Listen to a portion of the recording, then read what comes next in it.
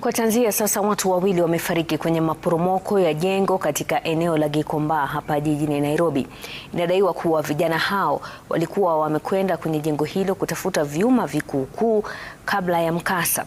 Hata hivyo, familia ya mmoja waliofariki inasema mtoto wao wa gredi ya 9 alikuwa eneo hilo kutafuta viatu vya shule. Franklin Wala na taarifa hiyo.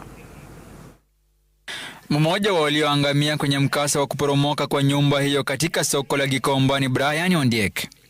Familia yake ilifika katika makafani ya City jijini Nairobi kudhibitisha taarifa hiyo. Brian Ondiek ambaye amefariki aliangukiwa na nyumba pale Gikomba akiwa ametoka nyumbani kama amekuja kununua viatu za shule. Inadaiwa kuwa Brian na mtu mwingine ambaye hajatambulika walikuwa wameenda katika eneo hilo la mkasa kutafuta vyuma vikuukuu. Hata hivyo, familia ya Brian inapinga madai hayo, ikisema mtoto huyo wa gredi ya 9 alikuwa ameenda Gikomba kutafuta viatu vya shule alipokutana na maafa. Yeye na ndugu yake ambaye ndugu mdogo alimanage kutoka, ingawa ameumia pia, ako na majeraha.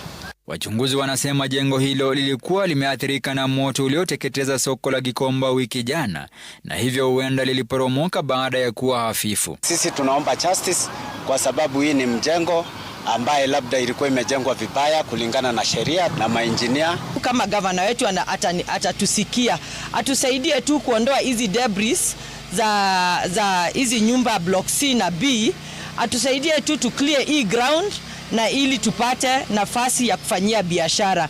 Na kama itawezekana pia ningemuomba gavana wetu atujengee temporary structures ili tuendelee na biashara zetu, ili tuweze kujitimu kimaisha na ili hata tuweze kuendeleza familia zetu kwa yale mambo ambayo sisi kina mama tunafanya.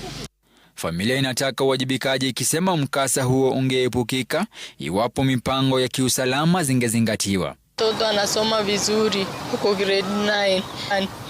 Miili ya wawili hao inasubiri upasuaji. Franklin Wala, runinga ya Citizen.